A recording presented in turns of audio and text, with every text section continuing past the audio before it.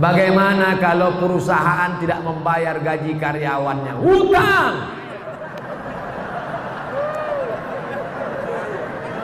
Kalau aku berhutang pada satu orang saudaraku, nanti ku cari engkau di padang mahsyar, insya Allah jumpa kita. Tapi kalau yang aku berhutang kepada karyawan 1000 orang, wahai perusahaan-perusahaan, kau bayarlah sekarang, daripada kau cari mereka di akhirat nanti. Sedangkan di Sumatera aja payah mencarinya, apalagi di padang mahsyar. Hai pimpinan perusahaan-perusahaan, hai manajer-manajer, hai GM.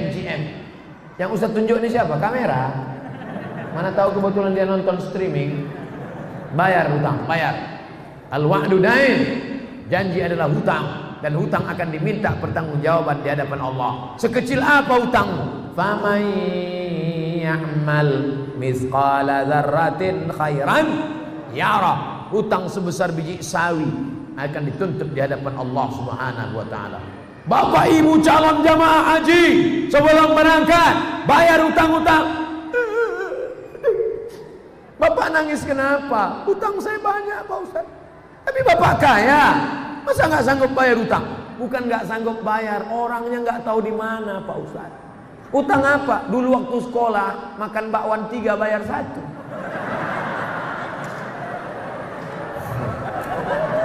Waspadalah. Bayar. Saya mengamalkan surat Al-Kahfi setiap malam Jumat. Bagaimana hukumnya? Man qara'a surat Al-Kahfi yaumal Jum'ah. Siapa yang baca surat Al-Kahfi malam Jumat, pagi Jumat, sore Jumat, siang Jumat, dari mulai habis maghrib, sore Kamis, malam Jumat, sampai habis asar, sampai menjelang maghrib hari Jumat, baca surat Al-Kahfi. Adha'a lahu min nur. Dia dapat cahaya. Dengan cahaya itu dia bisa membedakan mana hak, mana hoax. Mana hak, mana hoax, mana hoax, mana hak. Kita malam ini bisa membedakan mana orang, mana tiang, mana orang gara-gara apa? Gara-gara cahaya, bukan gara-gara mata. Coba matikan lampu semua, buka mata lebar-lebar. Bisa melihat. Kita bisa melihat bukan karena mata, tapi karena cahaya. Makanya ada orang buta tapi hafal Quran. Kenapa? Matanya tertutup tapi hatinya terang. Nur cahaya. Alhamdulillah Pak Ustaz, saya sudah dapat. Bapak dapat? Iya. Kenapa? Nama bini saya Nur Cahaya. Maka siapa yang mendapatkan nur? Orang yang membaca surat Al-Kahfi hari Jumat, malam Jumat. Yang sudah mengamalkan, terus hadisnya sahih. Baik, yang belum mengamalkan, segera amalkan. Mudah-mudahan umurnya sampai hari Jumat. Saya mengamalkan bacaan Ya Razzaq urzuqnil ba'dal fana di setiap habis sunat fajar. Bagaimana hukumnya Pak Ustaz? Ya Razzaq, wahai engkau yang memberikan rezeki, urzuqnil baqa ba'dal fana, berikan aku kekekalan setelah binasa. Setelah tanganku binasa dimakan cacing tanah, setelah mataku binasa dimakan ulat, berikan aku kekal abadi. Setelah, apakah doa ini salah? Tidak salah. Silakan amalkan. Ya Razzaq, wahai engkau yang memberi rezeki, wahai engkau yang memberi rezeki, urzuqnil baqa ba'dal fana, berikanlah aku kekal setelah binasa. Binasa dunia tapi aku tidak binasa. Selama doa itu tidak salah menurut akidah, maka tidak salah diamalkan. Tapi kalau diajarkan doa, wahai penjaga laut, penjaga sungai, penjaga pohon kayu, datanglah, datang. Itu doa manggil hantu. Nanti pas setelah itu hantunya datang, what can I do for you? Syukron kasiran Ustaz, afwan. Kalau ada orang menyebut syukran, terima kasih, jawabannya afwan. Menurut Ustaz, jamaah tabligh itu baik apa tak baik? Entah. Ada orang kampung saya punya meja biliar bola sodok. musik keras. Pergi saya ke Mesir kuliah, pulang saya kuliah, saya sholat di masjid, saya jadi makmum. Imamnya enak sekali baca ayat. Bismillahirrahmanirrahim.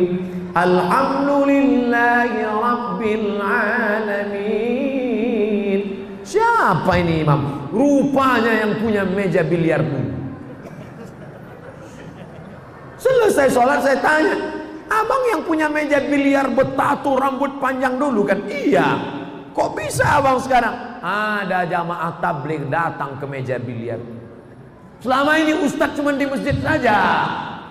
Ustadz tidak pernah mengajar kami sholat. Jamaah tabligh datang, kami marah-marah. Jamaah tabligh, pergi keluar, nanti ku pukul kepala.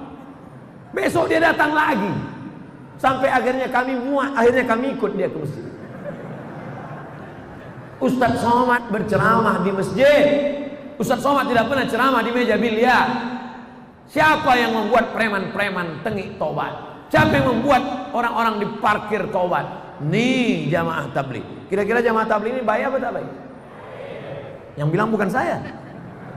Saya cuma nanya aja. Jadi kalau ada orang mengatakan jamaah tabligh tidak baik, kenapa jamaah tabligh tidak baik?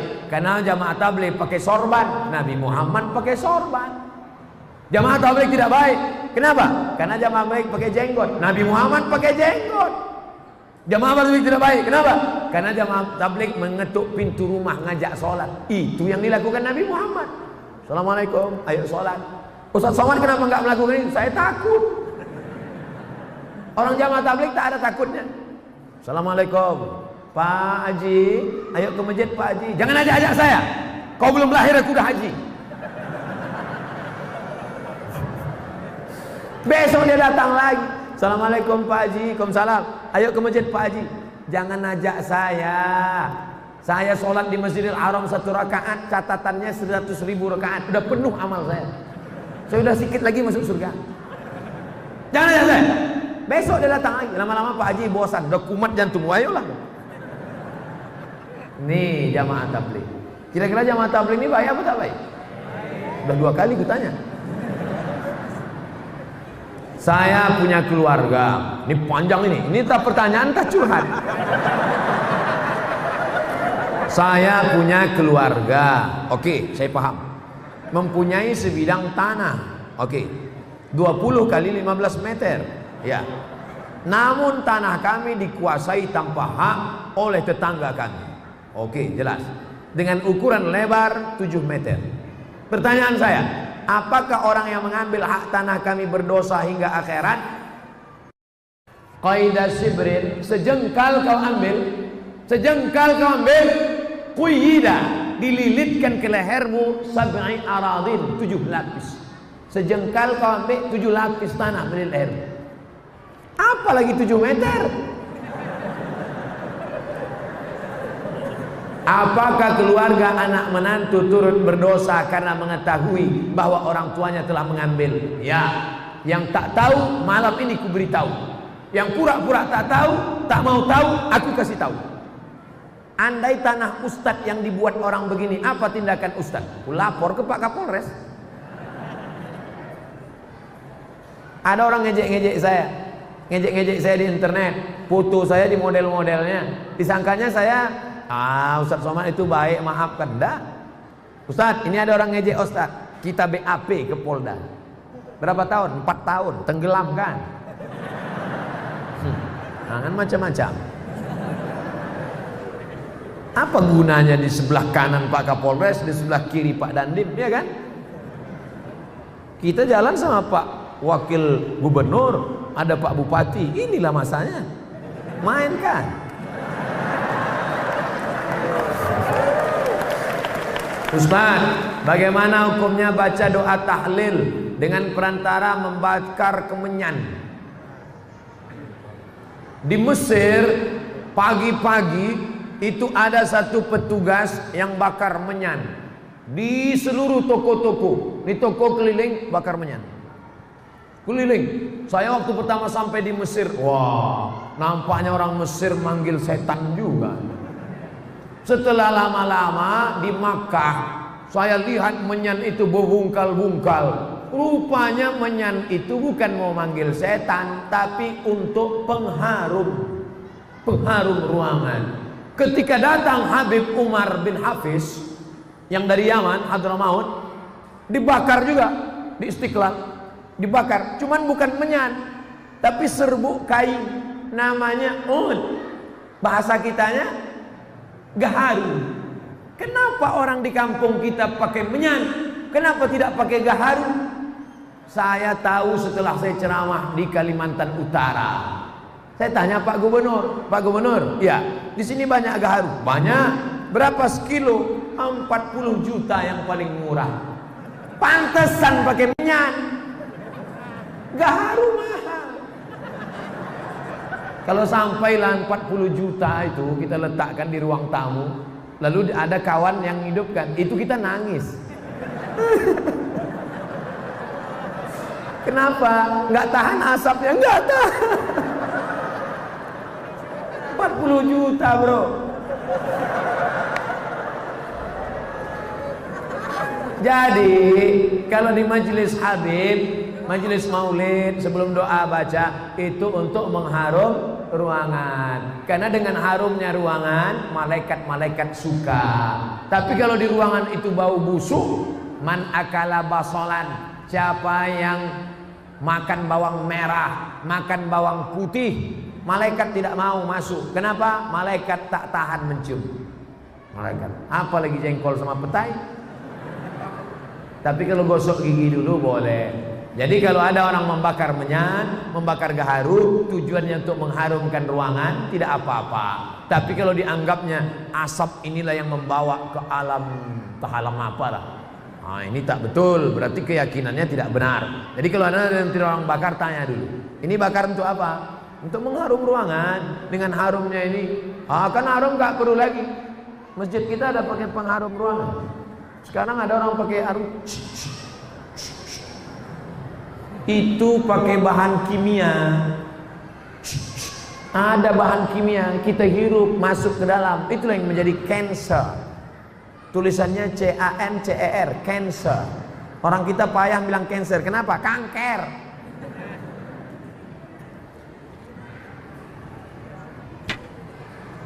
Bagaimana mengajar suami untuk selalu ke tempat majelis sementara beliau seorang mu'allab?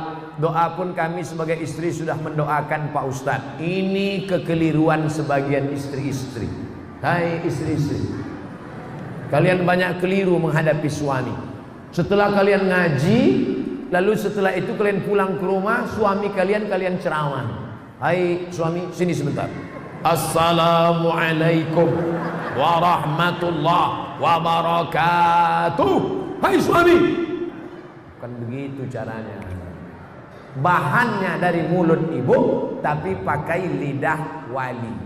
Perempuan punya wali 6. Abang, wali perempuan ada 6. Ayah, kakek, abang, adik, abang ayah, adik ayah. 6 wali kalian, bu. Lapor ke wali, nanti wali yang menasihati dia.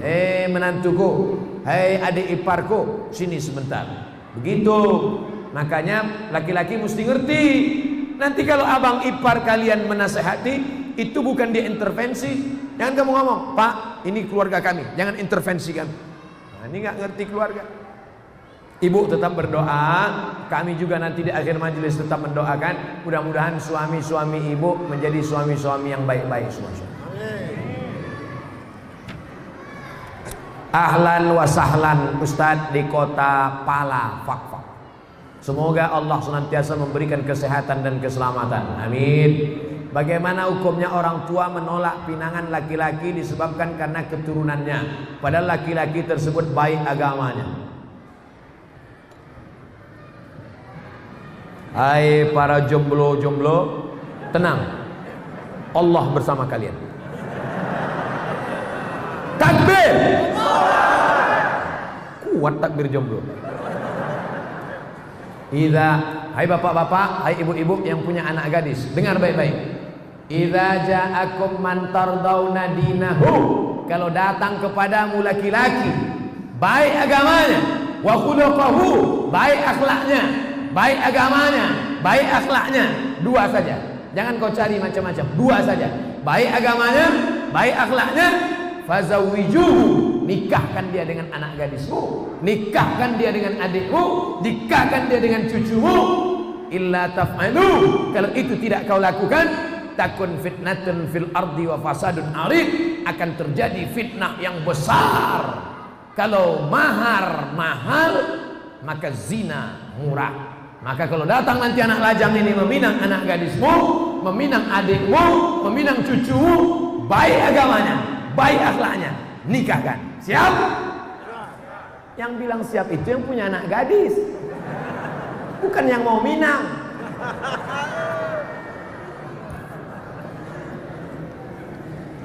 Bu, Pak, kalau kalian cari menantu kaya, nanti dia miskin, kalian jadi benci. Kalau kalian cari menantu ganteng, nanti ketika dia keriput, kalian benci. Carilah menantu yang taat kepada Allah, yang akidahnya baik. Jangan kau lihat warna kulitnya. Bilal bin Abi Rabah dipanggil oleh Nabi, "Ta'al Bilal, aku dengar suara sendalmu dalam surga." Kresek, kresek, kresek, kresek. Bilal itu berkulit hitam, hamba sahaya, orang Afrika Utara. Tapi didengar Nabi suara sendalnya dalam surga. Belum mati sendalnya udah masuk surga. Makanya kalau ada bapak ibu nanti kehilangan sendal, sabar, berarti udah masuk surga duluan. Jangan-jangan sendal saya pula hilang duluan. Jangan kau lihat lagi suku. Ini masih banyak orang tidak mau menerima hanya gara-gara suku la ilaha illallah. Saya sebagai orang Jawa enggak mau kalau anak gadis saya nikah sama orang Batak. Kenapa, Pak? Derajat terlalu jatuh. Masa dari emas jadi tulang? Ini orang. Kalau orang kerja di bank konvensional, gajinya riba atau tidak riba, Pak Ustaz?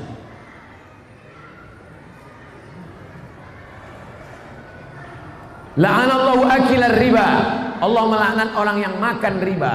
Wa mukilahu, orang yang mewakilkan, orang yang dibeli, orang yang diberi. Yang pertama yang makan, yang kedua yang diberi.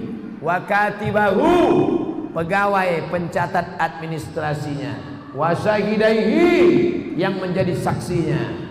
Kulluhum sawa, keempat-empatnya makan riba. Saudaraku yang di konvensional, pindah kalian ke BNI Syariah, Bank Syariah Mandiri, Bank Muamalat. Gak bisa Pak Ustadz, belum ada. Oke, mudarat boleh. Darurat, darurat tingkat tinggi. Ustadz, kalau saya keluar dari sini, istri saya sedang hamil tua, motor saya masih kredit rumah. Stop, jangan cerita, aku tak tahan mendengar. Oke, kerja aja situ sampai dapat kerja yang lain. Nanti kalau sudah dapat kerja lain, resign dari situ. Ustaz, bagaimana batas-batas wanita berhias keluar rumah, pakai make up? Banyak perempuan sekarang mukanya putih, tangannya hitam.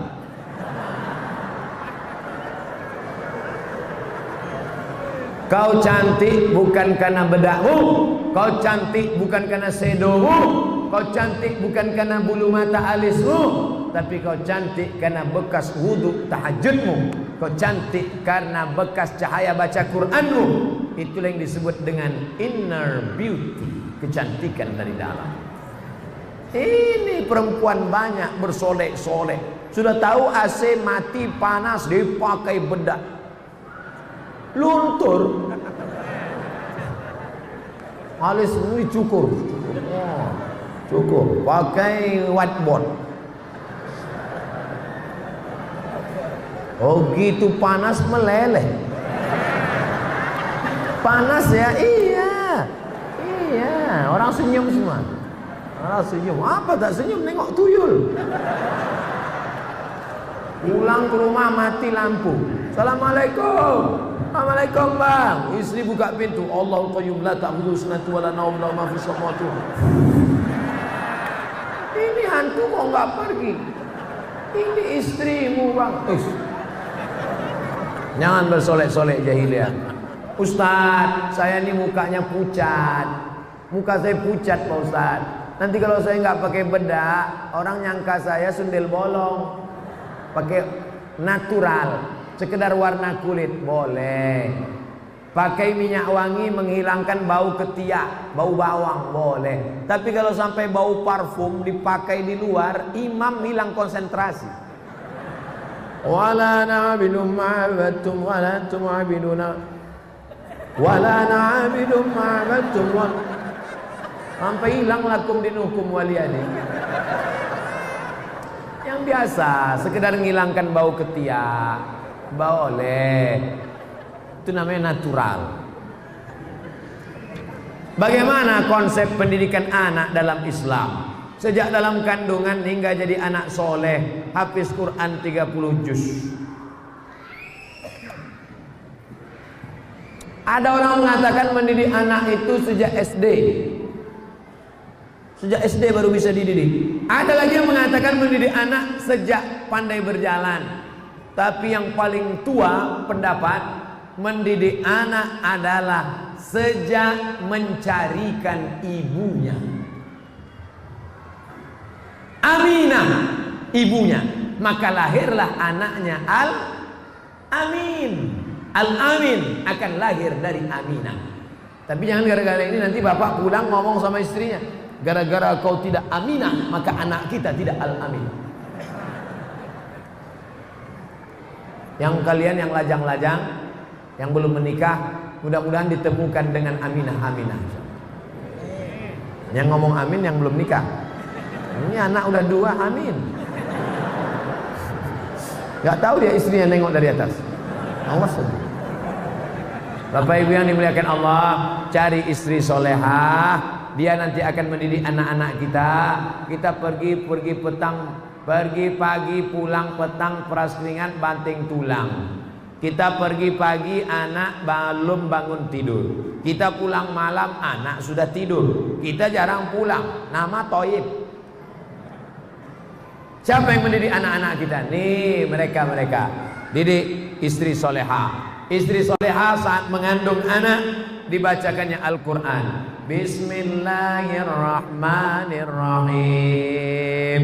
Amma yatasa'alun 'anil naba'il 'azim alladzi hum fihi mukhtalifun.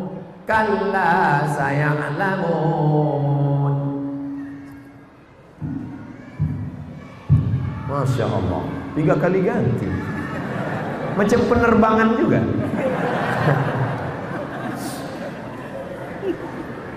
Istrinya solehah. Istri solehah tadi waktu hamil banyak-banyak baca ayat. Saya yakin dan percaya ini dulu pasti ibunya waktu dalam kandungan banyak-banyak sholawat. Pasti anak-anak ini yang datang mendengar pengajian ini, pasti ibunya waktu hamil dulu baca ayat. Karena kalau dia tak baca ayat, pasti anaknya lompat-lompat. Karena emaknya nyanyi kucing garong tiong racun. Bapak Ibu yang dimuliakan Allah. Setelah itu anak tadi disusukan. Sekarang banyak anak-anak meluk kaleng. Susu sama kaleng. Susukan sama ibunya. Setelah itu kemudian dimasukkan sekolah agama. Bawa pengajian. Kemarin saya pergi ke hotel. Kebetulan di hotel itu tinggal anak MTQ dari Kabupaten Bengkalis, Riau. Umur 8 tahun, hafal Quran 30 juz. 8 tahun, cari di internet. Namanya An-Nisa Zahra dari Riau. Saya tanya kakeknya, "Kek, ini gimana dia bisa hafal Quran umur 8 tahun?" Sejak kecil di kamarnya non-stop 24 jam MP3 Al-Quran. Jadi Bapak Ibu nanti pulang dari sini, lagu-lagu dangdut, Cinta Satu Malam, Kabi Kaci Kabigam, Coach Kotahe, campakkan ke laut. Jangan rusak laut, nanti dimakan ikan hiu pula, bakar. Alhamdulillah Pak Ustaz, semua CD-CD lagu dangdut udah saya sodakohkan. Jangan, mengalir dosanya. Balik dari sini, lagu-lagu dangdut bakar. Robah dengan MP3 Al-Quran. Bagaimana jika niat pakai cadar tapi dilarang orang tua karena takut lulus kuliah tak dapat kerja? Yang nyuruh pakai cadar itu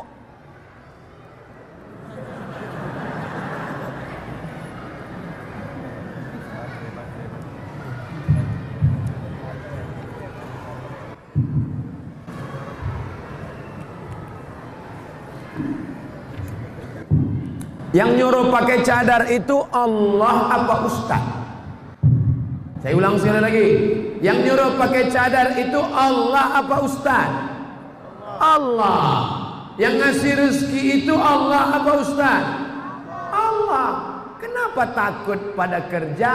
Padahal yang ngasih rezeki Allah, yang nyuruh pakai cadar Allah.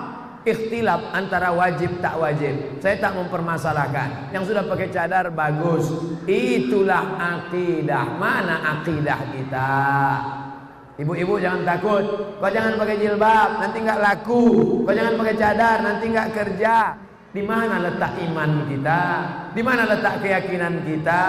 Bukan satu pintu rezeki yang diberikan Allah. Ibu-ibu yang punya anak gadis, mau dia pakai cadar, alhamdulillah. Jangan takut rezeki. Ya Razzaq, wahai Engkau Maha Pemberi rezeki. Wa ma min dabbatin fil ardh, tidak ada satu binatang yang melata di atas muka bumi melainkan Allah yang memberikan rezekinya. Cicak itu melata, tak bisa dia ke darat, cicak di dinding-dinding. Tapi makanannya luar biasa. Cicak itu makanannya bukan tanggung-tanggung, helikopter dia makan. Allah menjamin rezeki. Kenapa takut? Bagaimana hukumnya kita mendoakan orang tua yang sudah meninggal dunia, tapi kita berbeda keyakinan? Apakah adanya diijabah atau tidak? Yang berbeda agama ada dua doa. Doa ketika masih hidup, Allahumma hdi qaumi fa innahum la ya'lamun. Berikan hidayah. Berikan hidayah kepada bapakku, berikan hidayah kepada ibuku, berikan hidayah kepada kakekku. Doa itu dia panjatkan Nabi untuk umatnya. Adapun yang sudah meninggal dunia, serahkan dia kepada Allah. Ayahku ini hambamu, kakekku ini hambamu, ibuku ini hambamu, maka kuserahkan dia kepada Engkau ya Allah. Itu doa Nabi Isa. In tu'adzibhum fa innahum ibaduk. Kalau kau azab, maka mereka itu hambamu ya Allah. Kalau kau ampunkan, mereka itu hambamu ya Allah. Kalau kau azab, mereka itu juga hambamu ya Allah. Itu yang bisa kita ucapkan. Serahkan kepada Allah Subhanahu wa ta'ala. Kata yang sering belajar, kita yang sering belajar dari ceramah tausiah di YouTube disebut madrasah YouTubiah. Apakah sering menonton dan mendalami ceramah akhi? Sanad kita mengikuti sanad akhi, mengikuti sanad. Apakah kalau kita mengambil ilmu dari YouTube, dari Google, itu bisa dianggap punya ilmu yang benar? Ya. Yang paling tinggi kualitasnya namanya sama. Sama itu artinya mendengar langsung. Saya mendengar hadis ini dari Syekh Mahmud Abu Hashim. Syekh Mahmud Hashim mendengar hadis ini dari Sayyid Muhammad. Sayyid Muhammad mendengar hadis dari Sayyid Alawi. Sayyid Alawi mendengar hadis dari Sayyid Abbas Al-Hasani Al-Maliki. Sampai sanadnya kepada sahabat Nabi namanya Abdullah bin Amr bin As. Abdullah bin Amr bin As dari Nabi Muhammad sallallahu alaihi wasallam. Itu namanya sama, namanya sama. Bagaimana kalau kami dari buku Pak Ustaz? Buka buku, ambil hadis, namanya wijadah. Wijadah namanya. Tetap diakui, cuman kualitasnya bawah. Begitu juga dengan mendengar tidak langsung dari tape recorder, dari MP3, maka itu bisa juga. Yang penting ustadznya ada. Ada ustadznya di alam nyata. Bapak Ibu yang selama ini mendengar saya di YouTube, kira-kira Ustadz Somad itu ada tak di alam nyata? Inilah makanya malam ini dia datang mau nengok. Ada rupanya. Jadi yang penting ustadznya ada. Bapak Ibu belajar dari Habib Rizik Syihab. Habib Rizik itu ada atau tak ada? Ada. Maka boleh belajar dari Ustadz Adi Hidayat. Ustadz Adi Hidayat ada. Yang tak boleh itu dari Ustadz Upin Ipin. Nah, itu tak ada. Selama orangnya ada, kajinya benar, akidahnya Ahlussunnah wal Jamaah, maka boleh, tak masalah. Ajaztum jami'a marwiyati wa muallafati wa muhadarati. Saya ijazahkan semua MP3, semua video YouTube, semua buku-buku, 37 masalah populer, 99 tanya jawab salat, 30 fatwa seputar Ramadan. Saya ijazahkan semua riwayat-riwayat ilmu yang saya sampaikan kepada ini, semua yang hadir di majelis Masjid Agung malam ini. Jawabnya qabiltu, aku terima. Saya pernah melihat orang mau dikubur, sebelum ditutup kuburannya diazankan. Allahu Akbar, Allahu Akbar. Jenazah mau masuk. Apa dalilnya? Qiyas. Quran, hadis, ijma', qiyas. Tak ada ayat Quran, hai orang beriman kalau mati azankanlah. Tak ada. Tak ada hadis Nabi, hai orang beriman kalau mati azankanlah. Tak ada. Tak ada ijma' ulama. Tapi kias ada. Mana kiasnya? Lahirnya diazankan, maka matinya pun di sebahagian mazhab Syafi'i. Kalau ada yang buat jangan salahkan. Kalau tidak dibuat tidak apa-apa. Dia tidak macam sholat. Kalau sholat wajib, kalau tidak dibuat haram. Ada dalam hadis, ada dalam Quran, ada dalam ijma'. Kalau mengazankan jenazah ini kias. Sebagian mazhab mau dibuat silakan, tidak dibuat tidak ada apa-apa. Jangan berkelahi gara-gara ini. Orang tua saya beliau taat beribadah, namun di samping itu dia punya ilmu-ilmu yang dapat dari nenek kami. Katanya nenek kami bisa mengetahui masa depan. Sering didatangi meminta keberuntungan.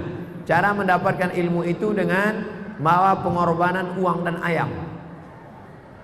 Ayam goreng apa ayam hidup? Dengan mengamalkan ilmu itu terbebas dari bahaya.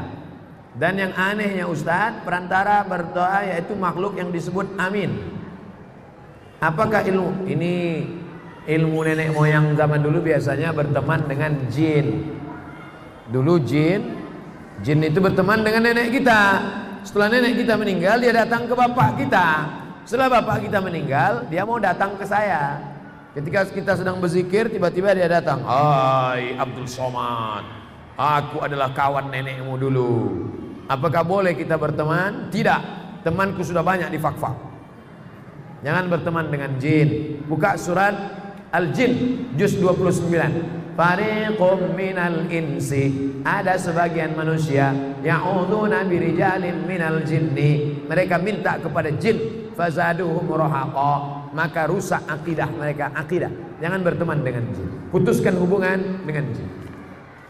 Kertas terakhir, Bapak Ustadz yang kami hormati, sesuai sabda Rasulullah. Rasulullah bersabda, barang siapa sholat atas jenazah sampai 3 shaf, maka si mayit masuk surga.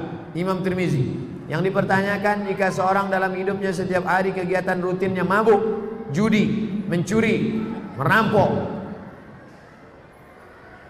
dan selalu buat onar sehari-hari, lalu kemudian dibuat 3 shaf, apakah dia masuk surga? Dia masuk surga. Hadis yang lain lebih ringan daripada ini. Man qala la ilaha illallah dakhalal jannah. Siapa yang mengucapkan la ilaha illallah Muhammad Rasulullah masuk surga. Cuman masuknya kapan? Dia berjudi, dia obok-obok dulu di neraka. Dia berzina, dia obok-obok dulu di neraka. Nanti ujung-ujungnya masuk surga. Hadis model seperti ini namanya hadis targhib wa tarhib, memberi motivasi supaya kita rajin melaksanakan sholat jenazah, supaya rajin la ilaha illallah. Kita mau bersihkan dari narkoba, bersihkan dari zalim, supaya kita masuk surga tapi tidak singgah di neraka. Allahumma ajirna minan nar, Allahumma ajirna minan nar, Allahumma ajirna minan nar, wa qina azaban nar. Amin ya rabbal alamin. Jam 21.59, jam 10.22 genap 2 jam kita bersama. kurang 20 menit lagi. Berarti kita sudah bersama 2 jam kurang 20 menit. Sejam setengah lah itu Pak Ustaz, terserahlah. Yang penting kebersamaan kita malam ini mudah-mudahan bernilai amal soleh. Ala hazihin niyah wa kulli niyatin salihah. Al-Fatihah. A'udzu billahi minasyaitonir rajim. Bismillahirrahmanirrahim. Alhamdulillahirabbil alamin. Arrahmanir rahim. Maliki yaumiddin. Iyyaka na'budu wa iyyaka nasta'in. Ihdinas shiratal mustaqim. Shiratal ladzina an'amta 'alaihim ghairil maghdubi 'alaihim waladdallin. Amin. Allahumma inna nas'aluka salamatan fid din. Selamatkan akidah kami dan anak keluarga kami ya Allah. Wa afiatan fil jasad. Sehatkan badan kami.